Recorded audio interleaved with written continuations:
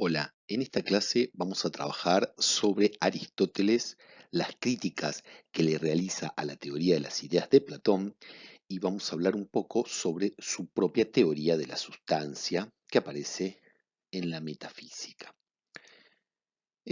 Primero es preciso decir que Aristóteles es uno de los filósofos más grandes de la antigüedad, si no el más grande, solo comparable tal vez con Platón, no solo porque fue su discípulo y en algún sentido su mejor crítico, y porque su filosofía intenta ser una superación de la filosofía del maestro, sino porque, tal y como ha sido transmitido por la tradición, Aristóteles fue considerado como el filósofo con mayúscula prácticamente desde la antigüedad hasta la modernidad. Solo comenzamos a alejarnos de esta gran figura cuando despierta la filosofía moderna. En sentido estricto, Aristóteles no era griego. Aristóteles nació en Macedonia, específicamente en la ciudad de Estagira.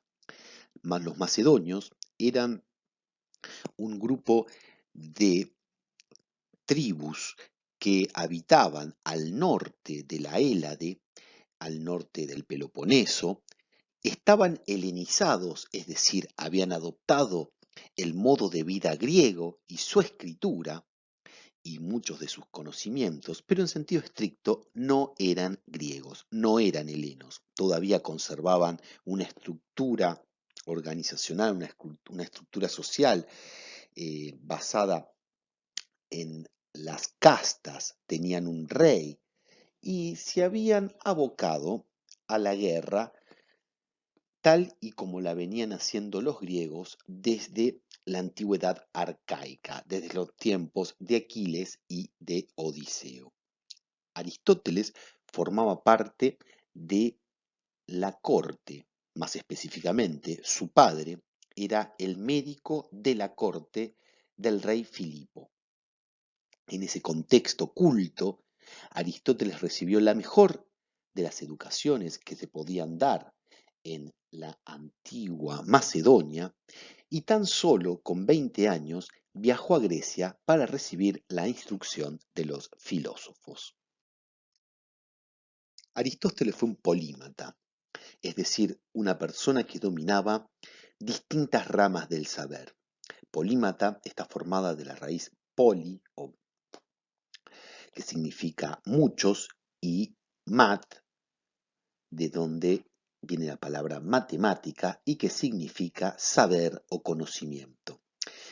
Así, Aristóteles dominaba todas las ramas del saber de su época e incluso él inventó algunas subdisciplinas filosóficas y algunas disciplinas que luego serán autónomas y serán parte de la ciencia, como por ejemplo la biología. En cuanto a las subdisciplinas filosóficas, Aristóteles desarrolla él solo la lógica, a tal punto que durante 2500 años la única lógica que conoció Occidente es la lógica desarrollada por Aristóteles, la lógica de predicados. Recién hacia finales del siglo XIX se desarrolla la lógica proposicional a partir de los trabajos de los matemáticos, en particular de Frege. Aristóteles escribió casi 200 tratados. Aristóteles era una persona, un investigador, que partiendo de la experiencia y de la observación, establecía taxonomías, es decir, clasificaciones, y organizaba esas clasificaciones según principios que le permitían discriminar distintas ramas del saber, la biología, la física, el arte, más particularmente la poética, es decir, la construcción de una obra artística, distintos estudios que abarcaban todo el conocimiento de su época. Por supuesto, Aristóteles fue discípulo de Platón y pasó más de 20 años en la academia. Recién a la muerte de su maestro, Platón, Aristóteles va a realizar algunas de las críticas que le permitirán fundar su propia posición filosófica. Una nota de color es que Aristóteles fue el maestro de Alejandro Magno. Como ustedes saben, Alejandro Magno es tal vez la figura militar, el general más importante de la antigüedad. Y más allá de sus proezas militares, bélicas, hay un aspecto cultural que se lo debemos enteramente a Alejandro Magno y que modifica toda nuestra percepción de la antigüedad. Alejandro Magno, rey macedonio, sucesor de Filipo, hijo de Filipo, a los 18 años dirige la caballería que va a acabar con la fuerza militar griega. Pero Alejandro Magno, que había sido instruido por Aristóteles en la filosofía griega, admiraba esa cultura. Y entonces, en sus series de conquistas que alcanzaron 4 continentes, puesto que él, puesto que él avanza sobre África, sobre Europa, sobre Asia y alcanza la India, llevando en esa conquista nada menos ni nada más que la cultura griega, la cultura helénica. A este proceso se lo llama helenización. Y con la helenización del mundo entran en contacto los saberes de Oriente con la filosofía griega y la cultura de Occidente. En ese sincretismo, en esa unión entre Oriente y Occidente, es que se va a dibujar el mapa del mundo a partir del siglo III antes de Cristo hasta la caída de la antigüedad en la Edad Media. Aristóteles funda su propia corriente filosófica, su propio instituto, que lo llamó el Liceo, por honor a una estatua que se encontraba en las inmediaciones de donde él solía hacer sus paseos. Toda su vida enseñó en el Liceo, al aire abierto, siguiendo los ejemplos de la Academia de Platón, en las que paseando con jóvenes que lo seguían, impartía sus conocimientos al modo de charlas o de diálogos. Pero también Aristóteles fue un gran experimentador, es decir, él también desarrolló experimentos que hoy diríamos científicos para probar distintas hipótesis y para conocer distintos aspectos de la realidad material que lo rodeaba. Entonces, en Aristóteles no solo debemos ver a un filósofo, sino que tal vez deberíamos ver también a un científico, y esto por una razón muy particular. En aquella época, lo que correspondía al científico en cuanto al orden del saber y lo que le correspondían al filósofo todavía no estaba del todo separado. Por eso, volviendo a lo que decíamos al principio, Aristóteles fue un polímata, es decir, Aristóteles dominaba muchos saberes. Crítica de Aristóteles a las ideas de Platón. Como todo buen discípulo, Aristóteles, a la muerte de su maestro Platón, criticará su teoría de las ideas para hacerle espacio a su propia propuesta, la teoría de las sustancias. De las varias críticas que Aristóteles le realiza a Platón, nosotros solo consideraremos 4. La primera de ellas, la filosofía platónica representa una innecesaria duplicación de las cosas. Y esto es más o menos por lo siguiente. Recordemos que Platón decía que el mundo sensible que percibimos a través de nuestros sentidos nos engaña en cuanto a la información que nos brinda de ese mundo, puesto que cuando percibimos los objetos bajo ciertas propiedades, al rato ese mismo objeto cambiará sus propiedades, puesto que en el mundo sensible las cosas se encuentran sometidas al cambio constante. para poder solucionar este problema, el problema que puede decirse que de las cosas que están en cambio constante no se puede conocer lo que son, para poder solucionar esto, Platón postulaba que existía un segundo orden de la realidad, el mundo inteligible en el que se hallaban las ideas o formas que eran los arquetipos o modelos de todas las cosas. Esta teoría, entonces, divide la realidad en dos dimensiones, la del mundo sensible y la del mundo inteligible.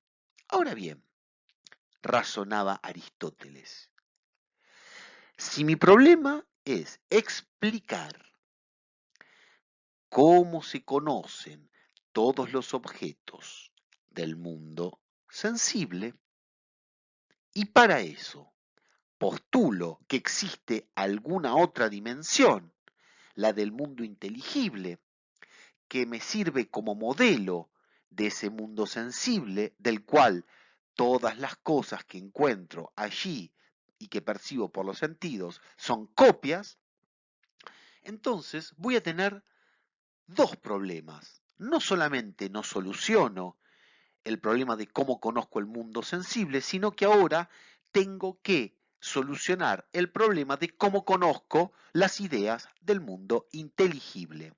En lugar de ofrecer una solución, multipliqué los problemas.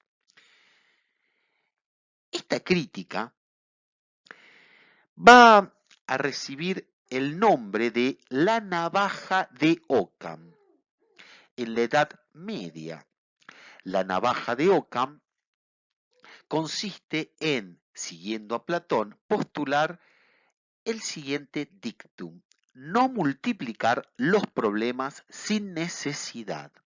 ¿Qué quiere decir esto? En su versión más simple, esa que podemos ver en las películas de Hollywood, se podría decir que la solución correcta a un problema es la más simple. Esto es justamente lo contrario de lo que hace Platón, porque ustedes deberían notar que si para poder explicar un problema, a saber, cómo conozco las cosas sensibles, postulo que existe otra realidad, la de las inteligibles, no solamente no solucioné el primer problema, sino que ahora tengo que explicar otra cosa más, a saber, qué es lo que existe en el mundo inteligible. En lugar de ofrecer una solución simple, ofrezco una nueva complejidad que debe ser explicada a su turno. La segunda crítica que va a recibir Platón de Aristóteles consiste en el uso de los términos que emplea Platón para referirse a la relación que existe entre las ideas o formas y las cosas sensibles. Platón va a decir que las cosas sensibles participan de las ideas, o que son copias de las ideas, o que las ideas son los modelos de las cosas sensibles.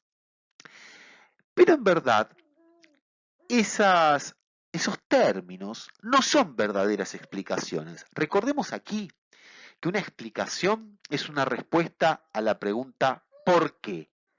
Es decir, una explicación requiere la elucidación de causas que me permitan comprender cómo una cosa llega a ser lo que es, cómo una cosa adquiere el estado que yo estoy examinando.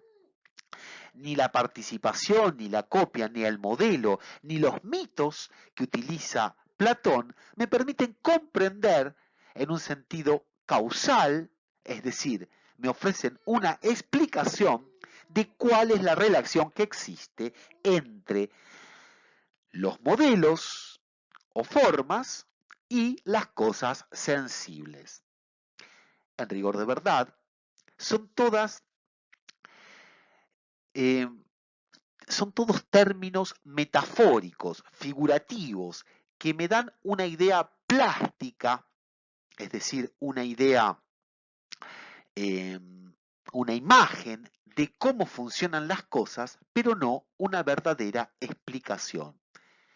Y aquí Aristóteles se hace eco de, de los criterios utilizados por el mismísimo Platón para adquirir conocimiento. Recordemos que Platón decía que los poetas engañaban y que el lenguaje poético o metafórico era pura ilusión, era una imagen de una imagen, era una copia de una copia, de modo tal que para explicar la relación entre el mundo sensible y el inteligible, no puedo acudir a este tipo de términos metafóricos.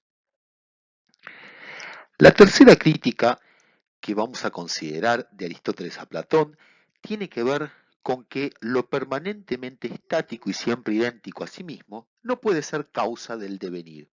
Otra vez nos encontramos con el problema básico de cómo se relaciona el mundo de las ideas, el inteligible, con el mundo sensible. En este caso, Aristóteles razona de la siguiente manera. Si en el mundo sensible todo está en constante devenir, es decir, todo está en constante movimiento, nacimiento, desarrollo, muerte, movimiento de lugar, movimiento en cuanto al estado. Y el movimiento presupone algo que mueve a aquello que es movido, es decir, el movimiento es un efecto de alguna causa. Si seguimos esta idea, para que exista el movimiento, tiene que haber alguna causa. Y si seguimos la cadena de causas y efectos, tenemos que encontrar una primera causa que sea la causa de todo el movimiento. Para Platón, esta causa del movimiento son las ideas. Pero aquí tenemos el siguiente problema. Recordemos que las ideas son inmóviles, eternas, idénticas a sí mismas, etc. Entonces, ¿cómo puede ser que lo que no se mueve, que lo que es inmóvil, sea a su vez la causa del movimiento? ¿De qué manera lo que no se mueve tiene un efecto en cuanto al movimiento? Ahora bien, supongamos que las ideas efectivamente se mueven, que son causa del movimiento del mundo sensible. Si así fueran, entonces las ideas ya estarían sometidas a cierto tipo de cambio y en ese sentido ya no serían inmóviles y no serían idénticas a sí mismas, puesto que si tuviera algún tipo de cambio, entonces variarían en cuanto a sus propiedades. Finalmente, vamos a considerar el argumento del tercer hombre. Antes de terminar con esta diapositiva, me gustaría que ustedes ya consideren que el centro de todas estas críticas y básicamente el talón de Aquiles de la teoría de las ideas de Platón es la explicación sobre cómo puede ser que las ideas que son trascendentes, es decir, que se encuentran en otra dimensión dentro de la realidad, en otra dimensión a la cual se puede acceder con el pensamiento, ¿cómo puede ser entonces que estos principios trascendentes, arquetipos, formas, ideas, cómo puede ser que originen las cosas que existen en el mundo sensible, es decir, aquellas que percibimos con los sentidos? El problema es encontrar la relación adecuada que conecte a las ideas con las cosas del mundo sensible. Esta cuarta crítica la del argumento del tercer hombre, va a exigir un poco más de concentración, puesto que la crítica es más bien de orden lógico. En la tradición la reconocemos como el argumento del tercer hombre o el regreso al infinito, y básicamente consiste en mostrar un fallo lógico que aparece en la conexión entre las ideas y las cosas sensibles, pero que también aparece en cualquier postulado que sostenga que existe una relación de semejanza entre un modelo y aquello que es copia del modelo. El argumento dice más o menos así.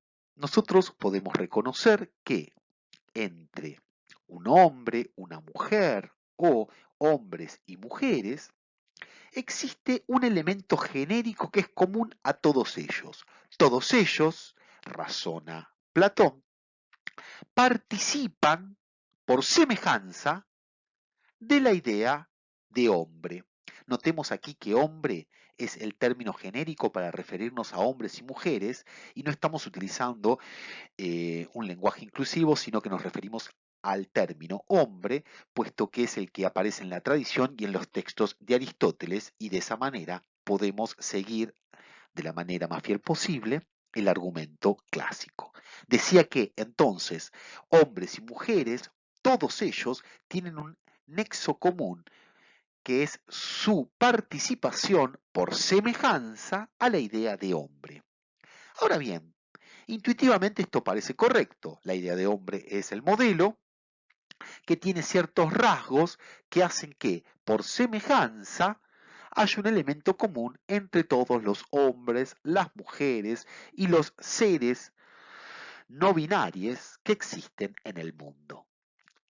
Pero, desde el punto de vista del que sostiene esto, para conocer la semejanza entre la idea de hombre y todos los casos particulares que participan de esta idea, debe conocer primero el criterio de semejanza entre unos y otros. Vale decir que si yo digo que hay una semejanza entre X y Y, tengo que conocer antes que las propiedades de X y las propiedades de Y, tengo que conocer además las propiedades comunes a X a Y, es decir, aquello en lo que se basa la semejanza. De modo tal que, si digo que hay una semejanza entre los hombres y las mujeres del mundo y la idea de hombre, digo también que puedo reconocer esta semejanza porque a su vez conozco otra idea de hombre. Es decir, una segunda idea de hombre que funge como criterio de semejanza o semejanza entre la primera idea de hombre y los hombres y mujeres particulares que están participando de esta primera idea de hombre. Pero aquí viene otra vez el mismo problema. Para decir que hay una semejanza entre la primera idea de hombre, las cosas particulares que participan de esta idea y la segunda idea de hombre, que es el criterio de semejanza, tengo que postular una tercera idea de hombre que me provea el criterio de semejanza común a la segunda idea de hombre, a la primera idea de hombre y a todos los entes particulares que participan por semejanza de esa primera idea de hombre. Y aquí otra vez tenemos el mismo problema. Para postular que la tercera idea de hombre tiene un criterio de semejanza del que participa la segunda idea de hombre, la primera idea de hombre y los entes particulares, que por semejanza se parecen a esa primera idea, tengo que postular una cuarta idea y así al infinito. Lo que falla aquí es que el criterio de semejanza debe ser conocido de antemano por aquel que postula la semejanza entre dos cosas. Dado que ese criterio de semejanza en la teoría de Platón me lo provee el modelo, eso implica necesariamente que para conocer ese criterio de semejanza que me permite saber que una cosa es el modelo de la otra, tiene que haber una segunda idea que sea el modelo que me provee ese criterio de semejanza para comparar una idea y las cosas particulares, lo que me lleva a su vez a una segunda idea, a una tercera idea, a una cuarta idea y así al infinito. El criterio de semejanza provisto por el modelo siempre se me escapa y me remonta a un nivel superior. Este ascenso no se detiene nunca, puesto que nunca puedo explicar de dónde proviene el criterio de semejanza que me permite comparar al modelo y a la copia. ¿Mm? Esta línea de fuga, este regreso al infinito, es una falla lógica que anida justamente en la teoría de las ideas. La tradición ha recibido esta crítica como el argumento del tercer hombre. Ahora pasemos al aspecto positivo de esta clase, a la segunda parte que versa sobre la teoría de la sustancia.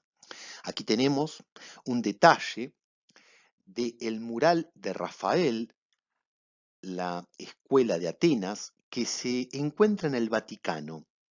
Aquí podemos observar a la izquierda, calvo, con el pelo largo y la barba blanca, a Platón señalando hacia arriba.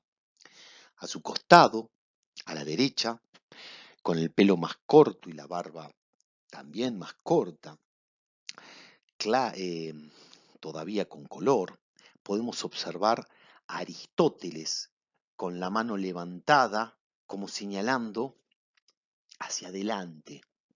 Y uno podría decir, podría agregarle a esto, que frente a la pregunta, ¿cuál es el principio o dónde está el principio de todas las cosas? Aristóteles responde en el mundo y Platón responde allí arriba, en el topos uranos. Lo cierto es que Platón señala las ideas y Aristóteles señala las sustancias. Las ideas son trascendentes, es decir, se encuentran en otro plano, en otra dimensión. Al contrario, por oposición a las ideas trascendentes, las sustancias son inmanentes. Eso quiere decir que son principios activos que se encuentran entre las cosas, dentro de las cosas. ¿Mm? Aquí tenemos la escuela de Atenas de Rafael, completa, y podemos ver allí un detalle de todos, en realidad no todos, sino de una selección de filósofos y de científicos de la antigüedad. Notemos simplemente que a los pies de Platón y Aristóteles, que se encuentran en el centro de la imagen, acostado y mirando con desdén para otro lado, tenemos a Diógenes, el antiguo discípulo de Antístenes, que a su vez fue discípulo de Sócrates, y que, junto con su maestro, fueron los miembros más importantes de esa famosa escuela de filosofía antigua que era la escuela de los cínicos.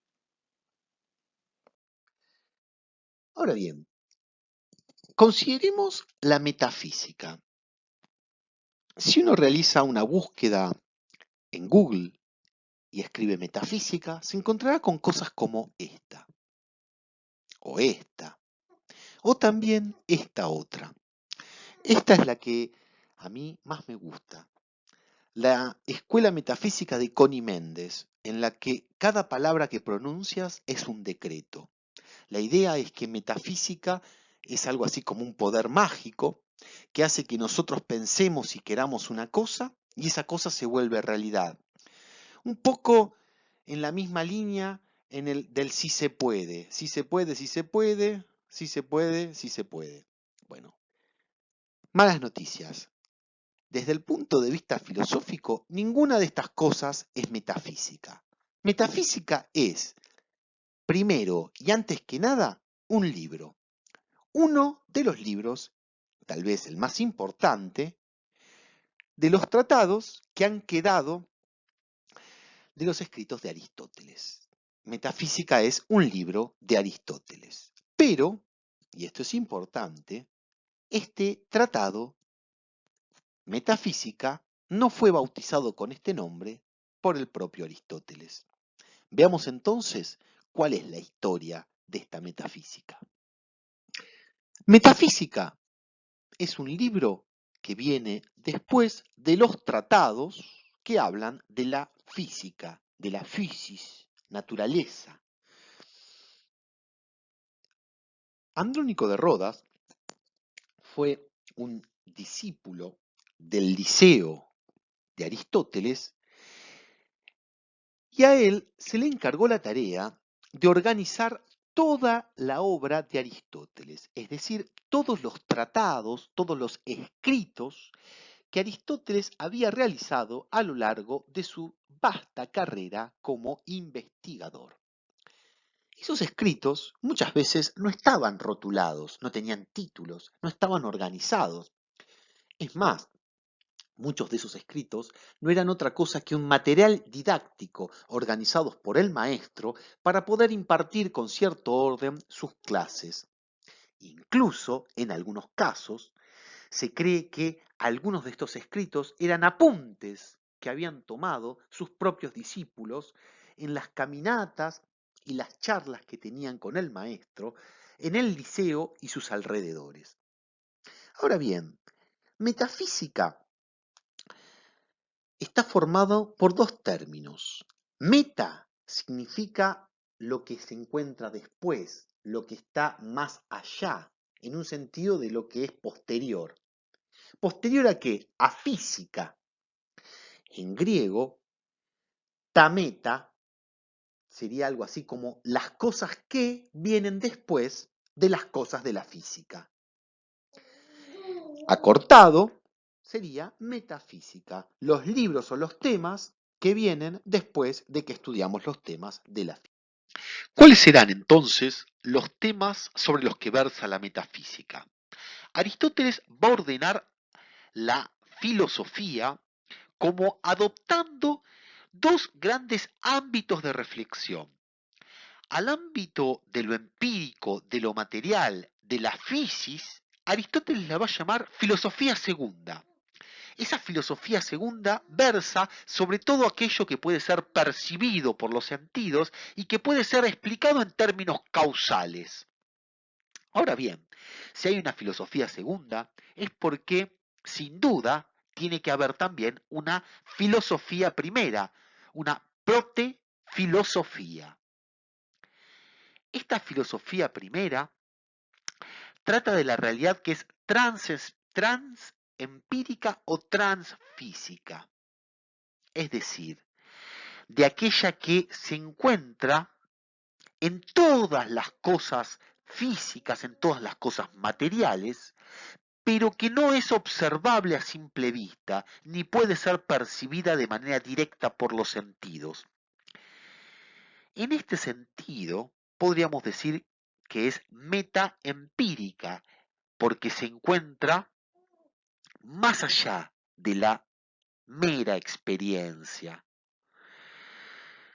De esta protefilosofía, de esta filosofía primera, Aristóteles va a dar tres definiciones. Va a decir, es la ciencia de las causas y los principios primeros o supremos.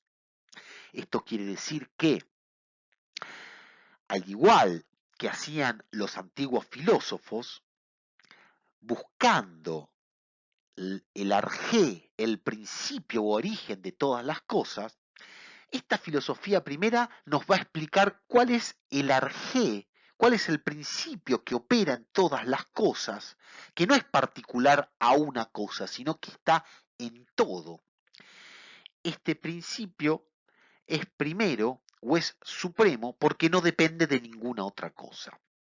En segundo lugar, la metafísica analiza el ser en cuanto ser y las cualidades que como tal le competen. ¿Qué quiere decir esto?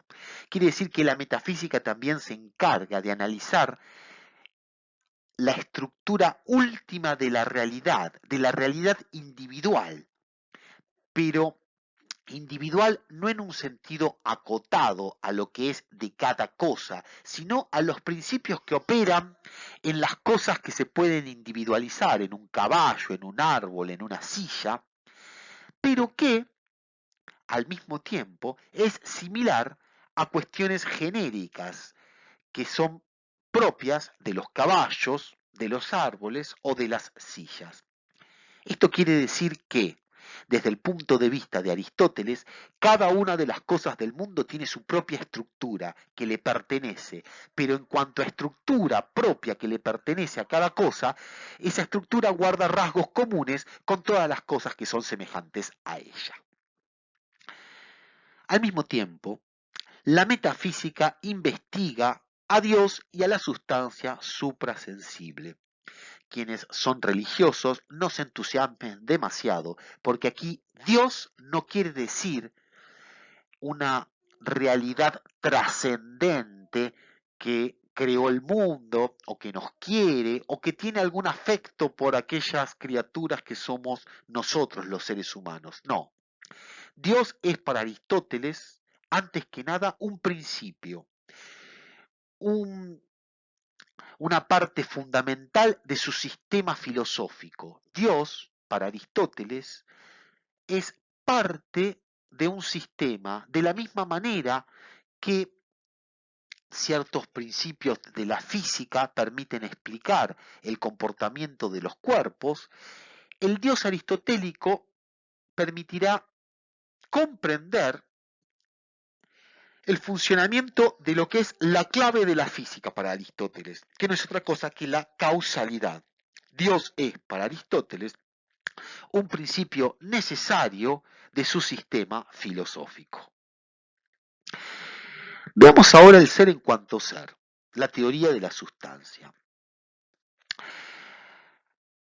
En primer lugar, la teoría de la sustancia se postula frente a la idea o al principio de trascendencia de las ideas o del ser en general que aparece en los eléatas como Parménides o en las ideas platónicas. Frente a este principio de trascendencia y de unidad, Aristóteles va a postular la multiplicidad y la inmanencia de la sustancia. Cada cosa que existe en el mundo tiene su propia sustancia, es decir, una estructura ontológica, una estructura última que le es propia y que le pertenece. En ese sentido, el ser es múltiple. Pero esta estructura última y múltiple que está presente en cada una de las cosas del mundo es inmanente. Es decir, para poder dar con esta estructura última de la realidad, no es preciso postular otra dimensión de la realidad, sino que esta estructura coexiste y, por así decir, atraviesa todas las cosas que existen y está dentro de cada cosa, es inmanente. Por eso, este principio múltiple e inmanente es transgenérico y transespecífico. Como decíamos antes, está en este caballo que puedo ver corriendo cuando miro por mi ventana, está en mi perro que se pasea y ladra y no me permite grabar la clase, está en mi hijo que tampoco me permite grabar la clase con toda tranquilidad, pero también está en todos los caballos, está en todos los perros, está en todos los pequeños seres humanos que, como mi hijo, algún día con suerte serán grandes, serán viejos y tendrán sus propios hijos.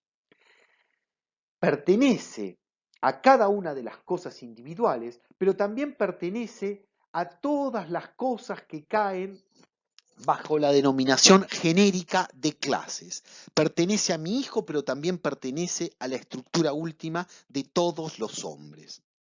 Pertenece a mi perro, pero también pertenece a la estructura última de todos los perros. Pertenece al caballo, pero también a aquello que hace que el caballo sea un caballo y no sea un perro, y no sea un hombre, y no sea un árbol. Es un principio, entonces, que da unidad y realidad a las cosas. Un principio que aparece como múltiple, pero también como único. En este sentido, dice Aristóteles, ser se dice de muchas maneras. ¿Por qué? Y él toma de ejemplo el término salud. Cuando nos referimos al término sano o salud, decimos sano de aquello que produce la salud, pero también decimos sano de aquello que conserva la salud. Así, por ejemplo, podríamos decir, comer un ajo a la mañana nos ayuda a tener el corazón sano. En ese sentido, sano sería una propiedad de la cual el ajo es causa de la salud. Por eso decimos que el ajo es sano.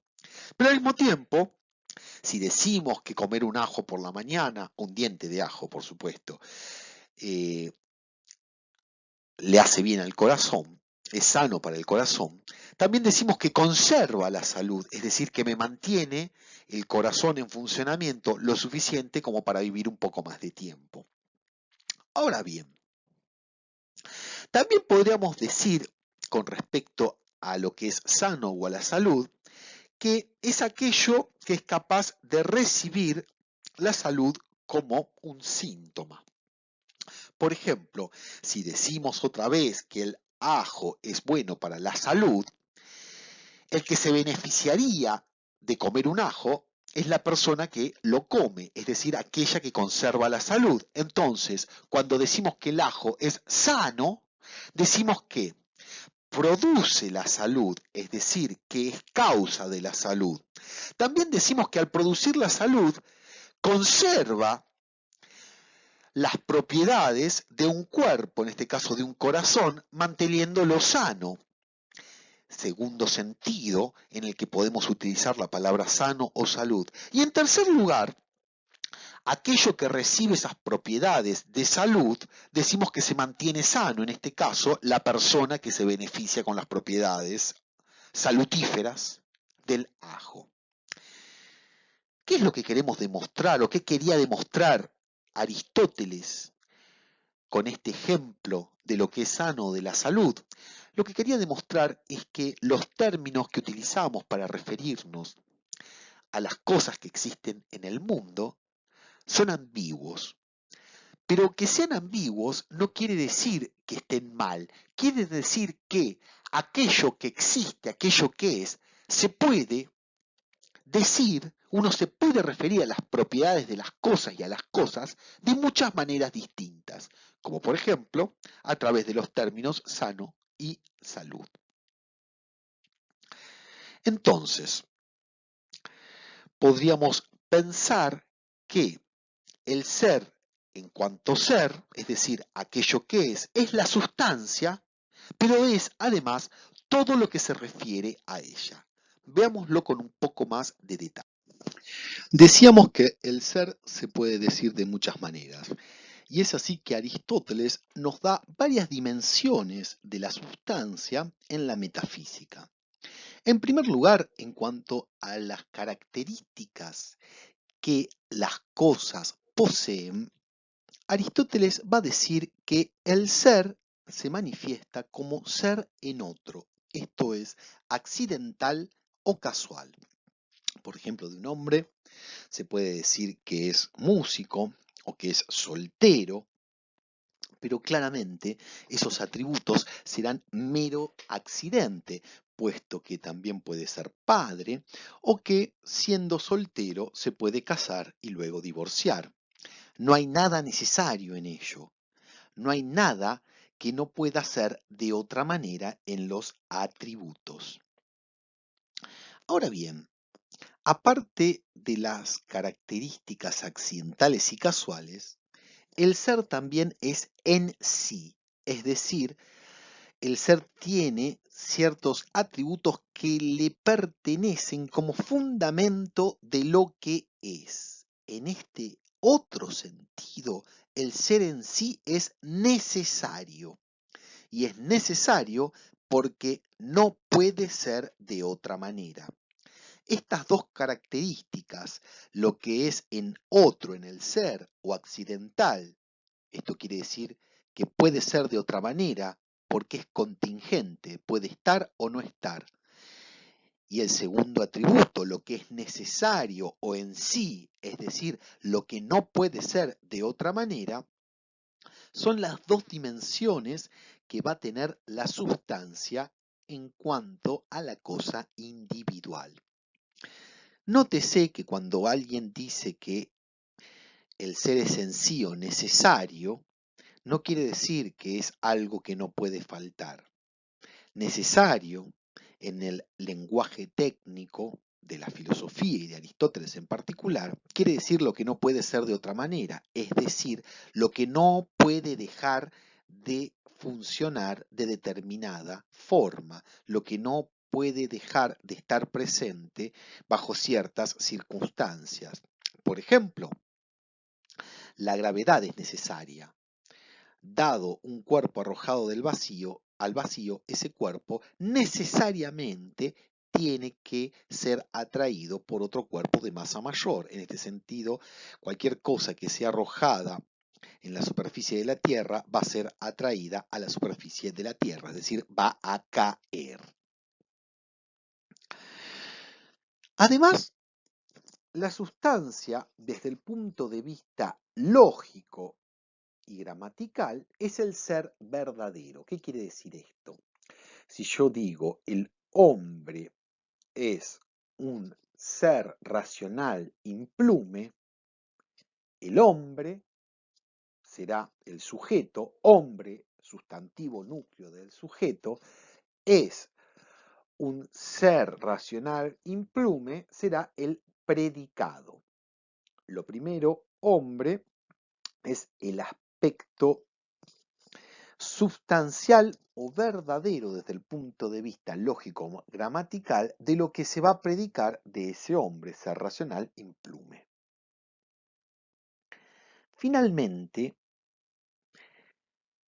todas las sustancias pueden ser consideradas según su modalidad, es decir, según lo que pueden llegar a hacer o lo que la capacidad que tienen de devenir en otra cosa, y a esto lo llamamos potencia, y también desde el punto de vista del acto, es decir, de aquello que actualmente son. Por ejemplo, una semilla en acto es solo una semilla, pero en potencia tiene la capacidad de ser una planta. Cuando comemos una manzana y encontramos en su corazón semillas, claramente es algo que no comemos de la manzana o que no querríamos comer de la manzana. Pero si la plantamos, esas semillas de manzana pueden llegar a convertirse en en un manzano. Entonces, desde el punto de vista de su realidad actual, es una semilla. Desde el punto de vista de su capacidad potencial, es un árbol.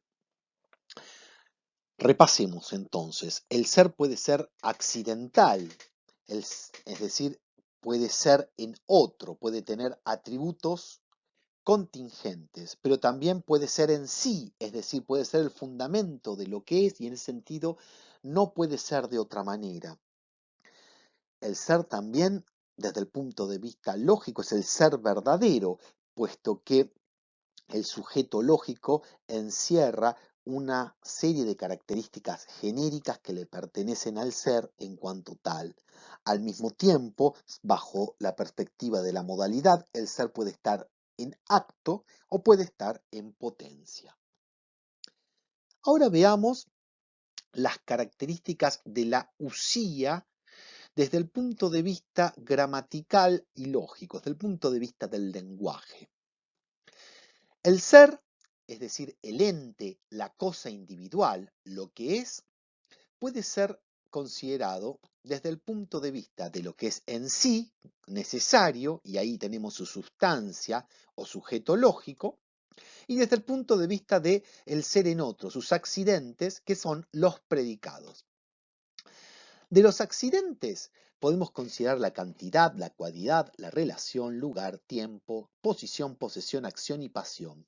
Todos estos serán posibilidades de predicación que van a tener los entes.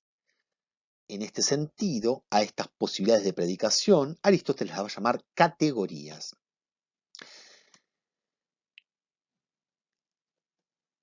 La primera de estas categorías, y la más importante, porque es el fundamento de lo cual todo lo más se predica, va a ser la substancia. Algunos ejemplos. Sustancia podría ser hombre y caballo o caballo. Cantidad, 3 varas. Cualidad, blanco, negro, suave. Relación, doble, mayor, lejos. Lugar, liceo, mercado, mi casa, en mi computadora o sobre mi computadora. Tiempo, ayer, hoy, mañana. Posición, sentado, acostado, corriendo. Posesión, armado, vestido. Acción, corta, camina, juega. Pasión, es decir, lo que afecta al sujeto es cortado, es quemado. La forma de la enunciación sobre el ser es la forma del sujeto más el predicado. El caballo corre, el hombre está armado. Veamos ahora las características de lo que es, de la sustancia desde el punto de vista de la materia y de la forma. Consideremos, por ejemplo, la estatua de Don Quijote y Sancho Panza como un compuesto de materia y forma. Usía primera más las otras categorías que pueden predicar aspectos de esa usía primera. En ese sentido, podríamos decir que materialmente la estatua de Don Quijote está hecha de bronce. Formalmente, encuentra su modelo en el texto de Cervantes, Don Quijote de la Mancha. Pero ese ente particular, individual, identificable, que es la estatua de Don Quijote de la Mancha y Sancho Panza, están compuestos de materia, un metal, el bronce, y de una forma, aquella que es inspirada en el Don Quijote de la Mancha de Cervantes. Desde el punto de vista de el movimiento, del dinamismo, o mejor dicho, de aquello que hace posible que una cosa sea lo que es, Aristóteles va a ofrecer como explicación de la realización de todos los entes, de todas las sustancias, la teoría de las 4 causas. La teoría de las 4 causas va a considerar a los entes desde un punto de vista estático y desde un punto de vista dinámico. Desde un punto de vista estático, las causas pueden ser consideradas principios o aquello que funda o que estructura, aquello que hace que una cosa tenga la forma que efectivamente tiene y no otra. En ese sentido, tendremos la materia y la forma como los principios causales estáticos de una cosa. Consideremos que Cuando nos referimos a principios estáticos, nos referimos a aquello que hace que una cosa tenga el estado que contemplamos frente a nuestros ojos, el estado actual de esa cosa. Si miramos el dibujo de la derecha, en el centro tenemos un templo. Para que el templo tenga esa forma y ese material de piedra y de bronce y otros metales preciosos, el templo tiene que tener una materia, materiales preciosos, piedras, etcétera, y un plano que funge como la forma que dirige y que se imprime en esa materia. Desde el punto de vista dinámico, es decir, desde el punto de vista de los principios que hacen que de las piedras y de un plano se produzca el templo, va a haber una causa eficiente, es decir, un agente que efectivamente produce ese, ese objeto, ese ente que es el templo, y una finalidad, es decir, aquello hacia donde tiende o hacia la finalidad hacia la que se dirige el ente, el templo. En este caso, dado que el templo es un ente creado por los seres humanos, la finalidad del templo será albergar a los hombres. Vemos ahí un hombre recostado bajo las columnas del templo y por supuesto deberíamos pensar que el templo también está hecho para la adoración de los dioses. Ahora ustedes podrían preguntarse, ¿cuál sería la causa final de una semilla? La causa final de una semilla es justamente convertirse en un manzano que a su vez tenga manzanas, que a su vez tengan semillas.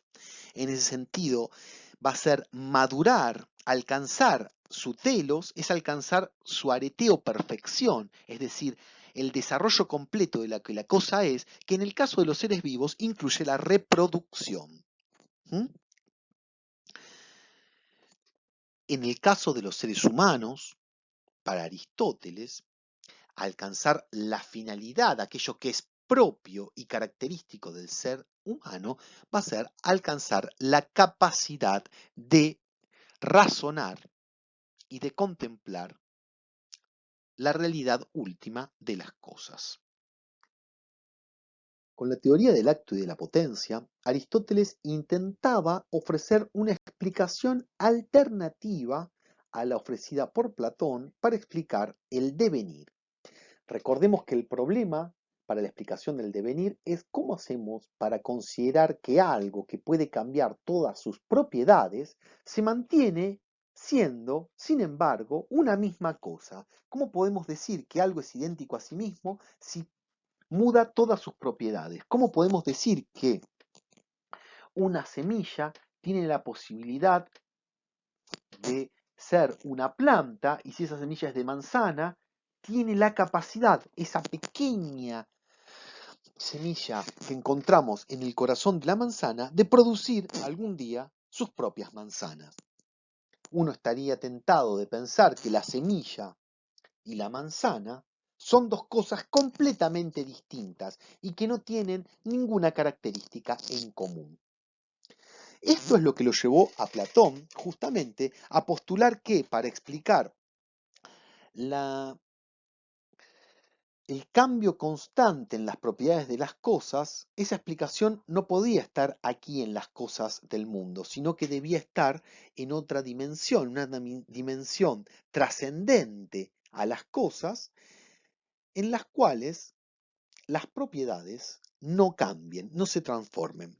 Aristóteles va a decir que en la sustancia están comprendidas las posibilidades que tiene algo de ser.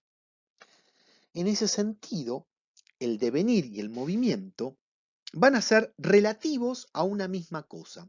Aquí devenir y movimiento se refiere no al movimiento del lugar, al traslado de un lugar al otro, sino a la capacidad que tiene una cosa de desarrollar, en ese sentido de moverse, ciertas capacidades. Este desarrollo, va a decir Aristóteles, es relativo. Entre una semilla y un manzano hay un cambio relativo, no un cambio absoluto. No es que o es una semilla o es un manzano, y no puede ser una semilla y un manzano al mismo tiempo. Este tipo de negaciones absolutas que habría entre el ser y el no ser en los presocráticos y también en Platón.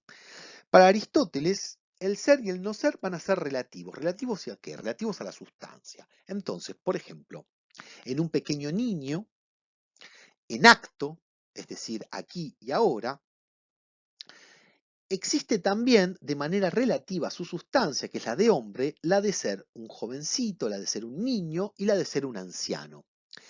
En una semilla de margarita, digamos, ahora tenemos la semilla y la enterramos en la tierra.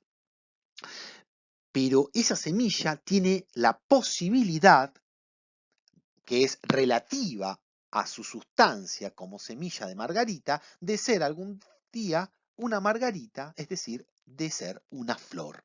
¿Mm? Aquí, entre la flor y la semilla, no hay un cambio relativo, o es una semilla, un cambio absoluto, quiero decir, perdón, o es una semilla o es una flor, sino que en la semilla está contenida la flor y la flor tiene la capacidad, a su vez, de producir semillas. Y lo mismo va a valer para el ser humano. Finalmente, llegamos a la teoría del primer motor inmóvil, aquella que encontramos como uno de los principios de la metafísica, de remontarnos a los primeros principios o causas, o de remontarnos a Dios o la sustancia pensante. El problema es más o menos el siguiente.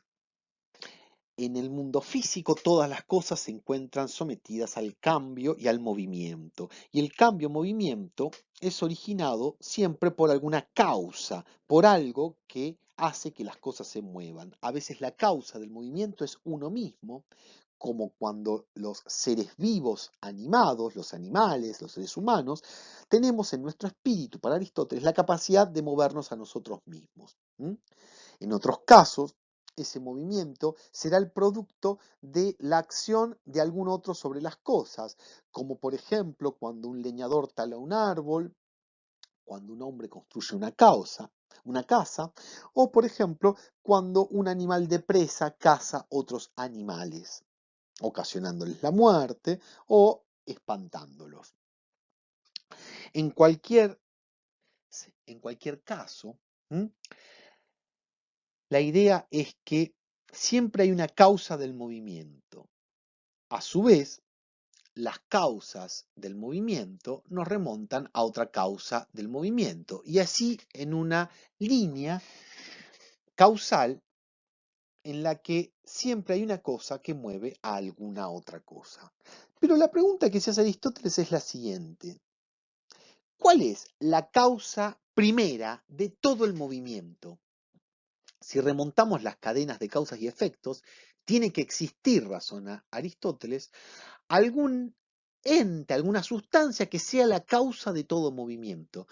Si examinamos la idea de causa, podremos entender también que una causa, como principio, no debe depender de ninguna otra cosa, puesto que si dependiera de alguna otra cosa, ya no sería la causa.